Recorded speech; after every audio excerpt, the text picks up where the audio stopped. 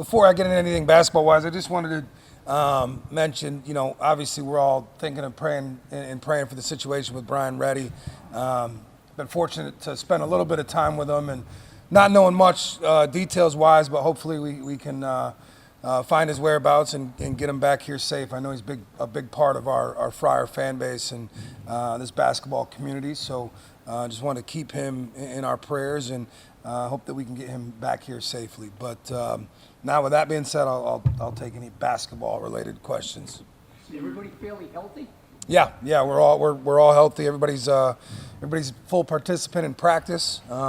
We've got the normal bumps and bruises here and there, but we're all healthy and rolling in week 5 of our 8 weeks of summer practice. Seeing these guys on the floor now for 5 weeks, what are your impressions seeing them all in Friar uniforms and out on the floor live? Yeah, it's great. I'll tell you this. We've got a group of young men that really like each other. They really get along. We've got a great work ethic as a team. We're building our culture. But it's like buying a vacant house, right? And it was vacant. I got here and there was 0 players. We had to rebuild this thing. So you got to tear that down and you've got to rebuild. And that's what we're doing right now.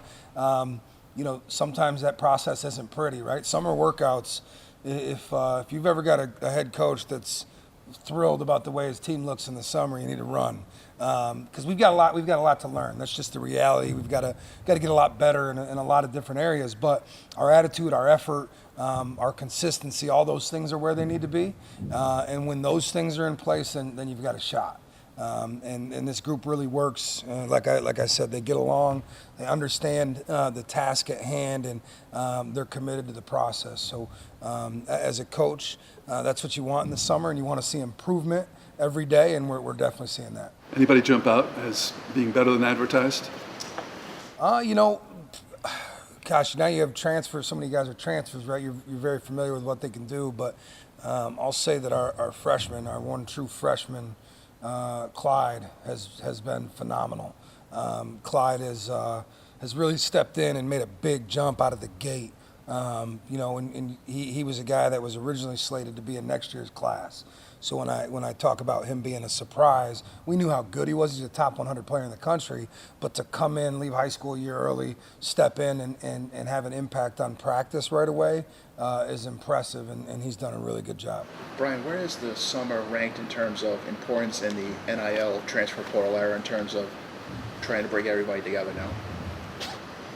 The NIL and transfer portal era don't really have any impact on the importance of summer, right? I mean, I think I understand your question because you have so much turnover, right?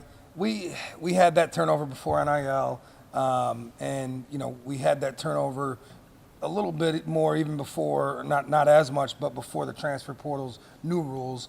But summer's always been important. You get those 8 weeks where you got to find a way to gel, and you've got to get, I mentioned building back that house, right? You've got to get your foundation laid in the summer. And so getting to know our guys, getting to understand how to reach them as a coach, what it takes for them to be successful and to understand what we expect from them. That's what you really want in the summertime, and it's massive. It really is. And so, but I think we're, like I mentioned earlier, we're really heading in the right direction in all of those spaces, and it's really refreshing because we've got such a great group of young men. I'm fired up every morning on my drive in to come here and get to work with these guys. For you, what's the balance between on-court work right now and strength and conditioning? It's a good, healthy balance. Honestly, it's 50-50, right? We get X amount of hours a week. We get 8 hours a week. They just recently changed those rules where we can use them however we'd like, right? We used to be 4 on the floor, 4 in the weight room, and conditioning. We're still in that balance, if you will, and so we're spending about 4 hours on the court with them a week, and then they're getting about 4 hours in strength and conditioning. But it's a great question because it's very important for them to get their bodies to where they need to be. It's really hard to do that during the grind of the everyday practices once the season starts, because maintaining weight when you're having those long practices back to back. October, November is really difficult. So getting those guys' bodies right, getting their, not just from a weightlifting standpoint, but from a nutrition standpoint and from a health standpoint.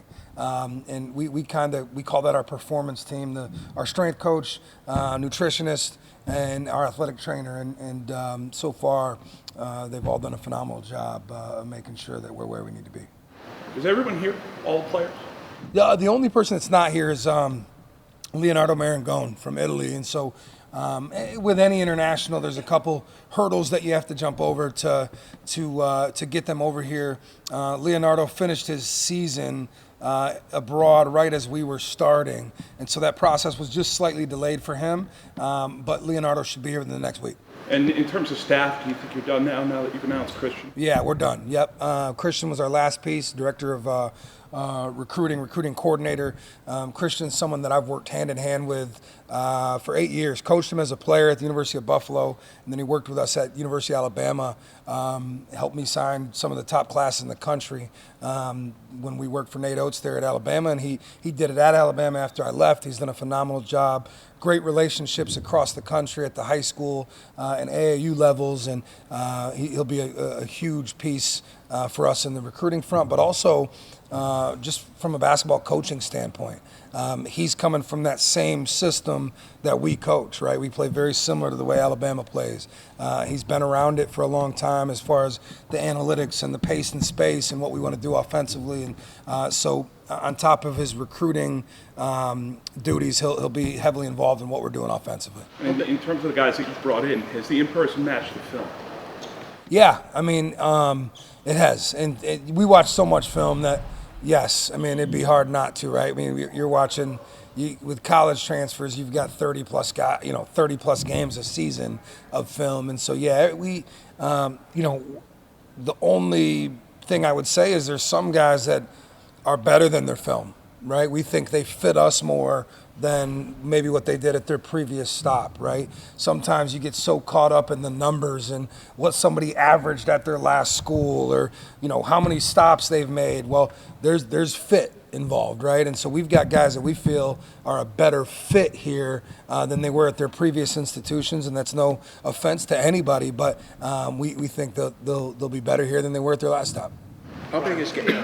Leaders emerging, you've been impressed with? That we're still in the process of that. I'm a firm believer. It's hard for leadership to emerge until there's some adversity, and we haven't really faced any adversity yet, to be honest with you. So we're reading a book together this summer as part of our culture series, and we're learning what it is to be a leader.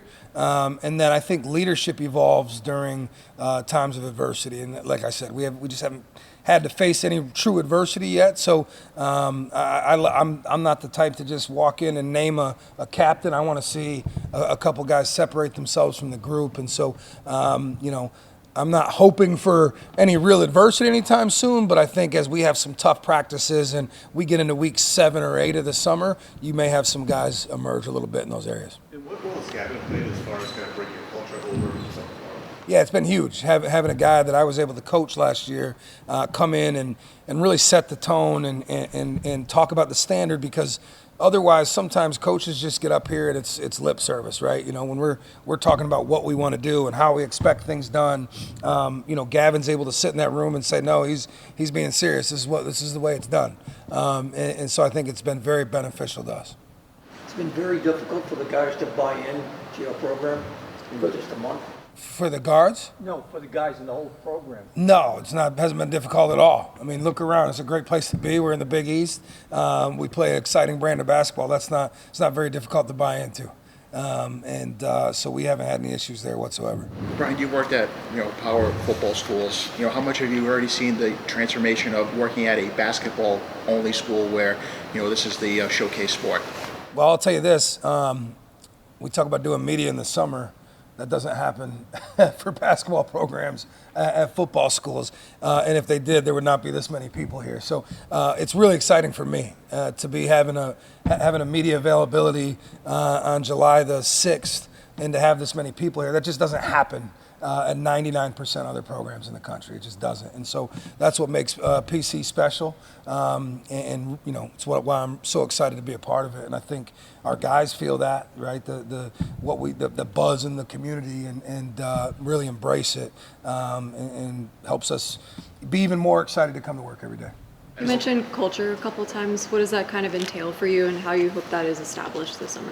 Yeah, my definition of culture, I think it's different for everybody, but culture to me starts with the accumulation of good people, right? And so I think that we've checked that box, right? Culture is something that is learned. You don't walk into a locker room and have an established culture out of the gate. You can recruit the best human beings on the face of the earth. That doesn't check all the boxes of what culture truly is, right? But the accumulation of good people is necessary to establish a culture, and we have that. So now we're establishing what we expect from a work ethic standpoint, what we expect from them academically, what we expect from them as far as their performance goes in the weight room and with their nutritionist, with the athletic trainer, taking care of their body, how they conduct themselves in the community.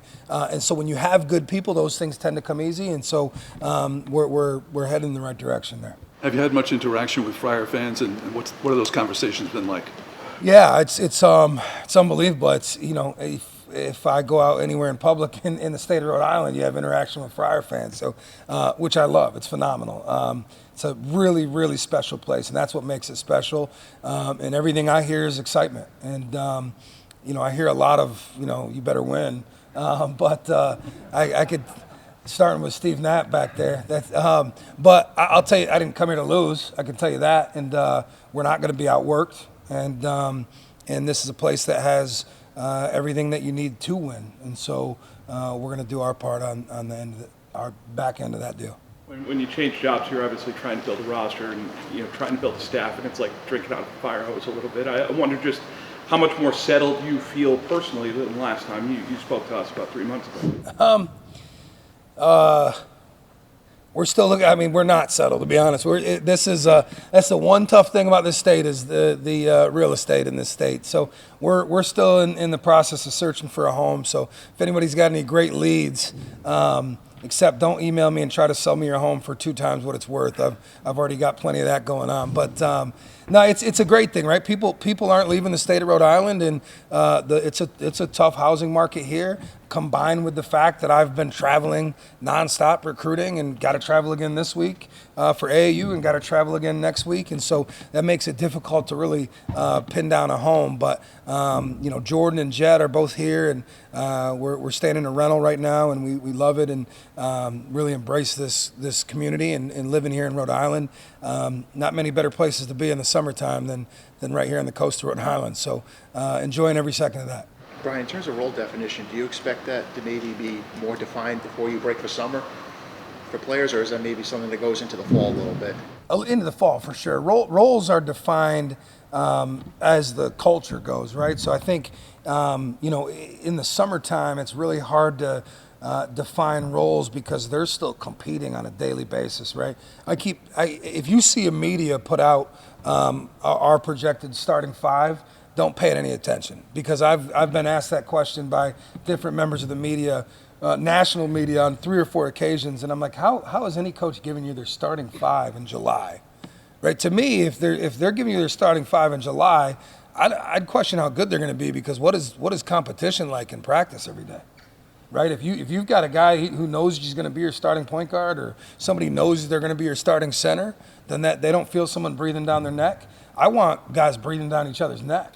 So I had a national media member ask me for our starting 5 last night. I sent him 2 or 3 names at every position, because I have no idea. And you want that healthy competition, and we'll have that throughout the summer. We do a summer retreat at the conclusion of our 8 weeks, and then when we come back in the fall and we really start to dive into things, I think you'll start to see some more clearly defined roles. But right now we've got 12 or 13 guys that have a chance to start and play heavy minutes for us, and that's what you want as a coach. What book are you guys reading? The book actually has nothing to do with basketball or leadership, but it's a phenomenal book. It's called Let Them. and it's a New York Times bestseller. And the premise of the book, honestly, it's been phenomenal for me as a coach, for our players. The premise of the book is to stop worrying so much about the approval and opinion of others. And there's some great life lessons in the book that I think really help these young men, but help us also. I think it'll really help them with this fan base, which will be great. Our guys, what I talk about all the time, and it's a great thing, right? But where sometimes as adults we're unfair to these young men is 90% of us in this room didn't grow up the way that they did. And when I say that, what I mean is the social media area where every day they open their phone and all they're seeing is everybody else's highlight reel on Twitter or Instagram. And then the second they do something wrong because they live in the public eye, they see that negativity, right? And so understanding that that's normal and can also be very healthy, but how to live with that balance. Just some housekeeping, exhibition games lined up or anything, and how close are you to being done with the non-conference? We should be done hopefully in the next week or so. We've got some contracts that the ink needs to dry on, and then hopefully we can get out here publicly. I would anticipate trying to have that non-conference schedule out in the next 7 to 10 days. But you know how people are. If I speak before that ink's dry, that's a reason for them not to sign it. So we're going to make sure we've got those things back and fully executed before we talk about them. But we've got some good quality opponents coming into town, and both from an exhibition standpoint as well as non-conference that I think people will be excited about. Coach, you talked about it with Clyde coming in, being a good, surprise for the team to kind of have coming in as the final player and being as good as he is. But have there been any other pleasant surprises based off the team that you've brought in so far? No, like I mentioned, we watched so much film on these guys that you really know what you're going to get. We're a talented group. We're deep right now. Again, it's the summertime, so we're not playing against anybody. But I think if any coach is completely blown away by one of their transfers right now, then they didn't watch much film, because we've got plenty of time to evaluate those guys and all the film you could ever want. So, it's great when you have a freshman that exceeds expectations, which is why I mentioned Clyde. But outside of that, we've got what we expected, and looking forward to getting Leonardo here in the next week or so. This is the third time you've had to do this in 4 years, start over at a different place. Is it any similarities to the other two, or any experiences that you and the staff had that have been helpful? The way and I'm glad you brought that up. Moving that much is not something I want to do, right? And that's why we're trying to find a beautiful home to plant our roots here in Rhode Island. But I'll tell you this, there's people that talk about me leaving my last two jobs so quickly, but it's never mentioned that both athletic directors also left, right? So that can be difficult. There's a lot of continuity here amongst the staff and administration at PC, which is phenomenal for me as the leader of the basketball program. But also, I think when you talk about where we're at in college athletics right now, really doesn't matter where you're at. You're going to replace 11 to 13 guys every year, right? So I'm changing locations, but the job's the same. Had I stayed at South Florida, I'd be replacing 11 guys, 10, 11 guys, right? Can't speak exactly there. And it would have been the same the year before at Arkansas State. That's just where we're at in college athletics. And so it's not as big of a deal as it used to be. And I'm not trying to back myself into a corner here, but there's no such thing as a rebuild anymore, right? Everybody's rebuilding. I heard a coach a couple of years ago. I was listening to a coach speak, and he said that he did not count his first year as a coach at the program that he was at against their record and what they'd done because what they had done, because that was a rebuilding year. So that was year zero for him, not year one. And I just remember sitting there thinking, what? No, we're coming here with the expectation to win this year. There's no rebuild. There's no year zero. Everybody's got the same opportunity that we do across the college basketball landscape. We're very fortunate to be here at Providence and to have great support to do what we need to do to win, and we're right in the middle of doing that.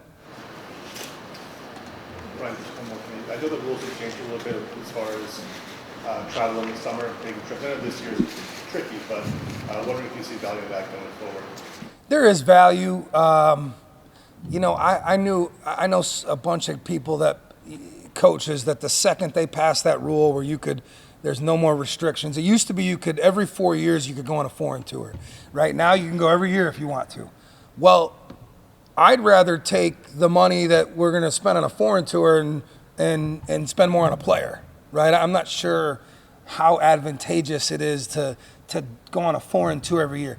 Every couple years, I get it, right? Make it a deal, get some donors involved, some fans that want to travel, and yes, that's a beautiful thing. I've done it. I did it at the University of Alabama. We went to Paris, France, and Barcelona, Spain, and it was beautiful, right? And so doing that every couple years is good. Every year makes no sense. Talked to a program the other day, and they're taking their group to the Bahamas, not to play against anybody else, but to team build in the Bahamas for 6 days. You know, that's to me, that's I mean, I don't run that program, but you must have plenty of resources to just pack up and go to the Bahamas for 6 days to team build. We can team build right here in our practice facility. But, you know, again, every couple years, round the fans up, give them an opportunity to see their team compete in the summer, sure. Every summer, that'd be way too exhausting for the staff, the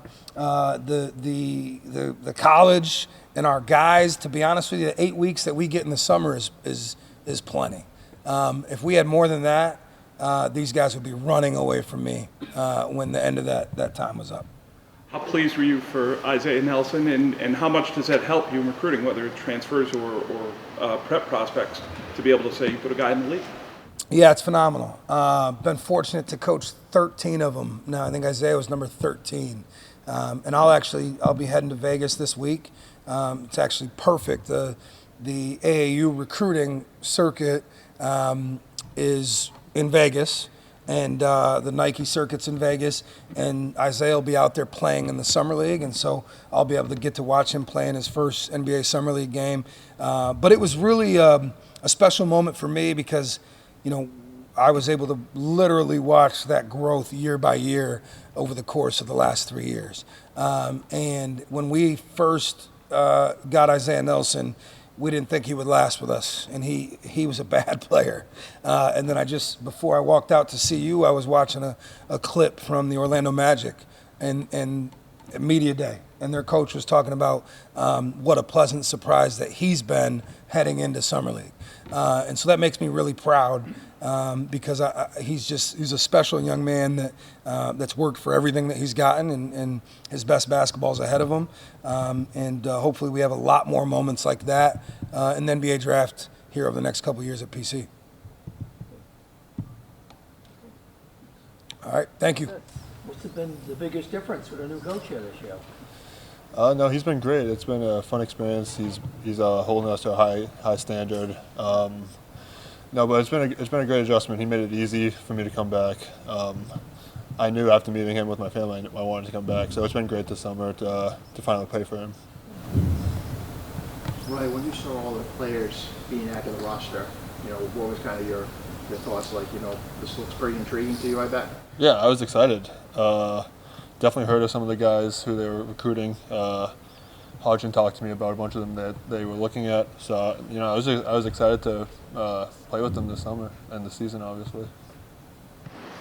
Ryan, what factored into your decision to come back? Did you have a checklist of things you wanted to see, or? Yeah, I mean, Providence checked every box before Hodgson came. So once he came, it was an easy decision to come back because we had a great connection, me and him. What do you like about your teammates so far? Very athletic team, very physical team? Yeah, no, they've been great. They've been best group of guys that I've been around in a while on the team, top to bottom. So it's been great, you know, connecting with them. I think we're gelling really well. We hang out off the court all the time, so it's just been great. You say best talent-wise too? Yeah, no, we got a great group of talent. Obviously, he wouldn't bring in people that he didn't think could play. So, top to bottom, like I said, everyone's super talented.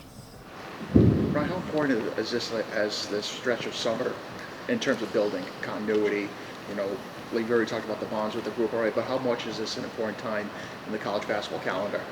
Yeah, it's super important, especially because 12 new guys, 12, 13 new guys that no one have played with each other before. So just taking this summer to learn how each other act, how we move on the courts, just take it as a super important time to, build on and off the court, just know how we like to move, how we play together. So it's been super important this summer. Ryan, specific to your game, you took a jump late in the season with your jump shot. I imagine you gained some confidence from that. Just curious as to how your shot's developing and really where else you want to grow this season. Yeah, definitely. I wish I started the season how I ended it with that confidence. So I tend to take what I ended with and bring it from the beginning to, next year. And during practice today, Hodgson keeps us to that standard. It makes me work on my game outside of practice. So I'm excited to do what I've been practicing for next season. The last few years obviously didn't bring the results that you guys wanted as a player. What was it like to go through that and now have a chance at a fresh start with a new staff? Yeah, it was tough the past 2 years, but I'm excited for the new. I think it's going to be really good. When did it hit you, Ryan, that you were going to be the lone player to stay? To obviously make the transition from one coaching staff to the next. When did it kind of, really hit you? It hit me when I saw everyone else hit the transfer portal. Was that hard to see a lot of those guys leave, or? Yeah, I had a feeling some of it was coming just because of change, but it wasn't going to affect what I was going to do because I loved it here, so I knew I was going to stay. And a lot of times, if there are players who are holdovers, the staff will use them as a recruiter a little bit. Did you play any part in bringing any of these guys in? Yeah, I tried to, but I would text them, go out to dinner with them, but the coaches did a great job recruiting everyone. When they're bringing in so many new guys, you have a lot of guys coming in on visits. Did it almost feel like it was just a constant sprint, that they were just bringing guys in day after day? Since I was the only returner, that they came out and checked my place out every time, so I was definitely involved in it a lot. Since I was the only one here, I went out to dinner with all the guys, so it was great meeting everyone, for even the people that didn't come here, but for the people that did, it was good to build that connection with them. What were the biggest things that the guys trying to decide whether to come here would ask you about, either the city or the school? Yeah, definitely the city. I didn't say a lot about Coach because I didn't really know a lot about him yet, so they asked me about the fans, the arena, and all that stuff. So I only had great things to say about it. How much have you seen the benefits of someone like a Gavin Hightower, who obviously played for Coach Hodgson at South Florida? Just, how much of you guys as a collective that leaned on him in terms of, he understands the terminology of the plays if you're breaking down something?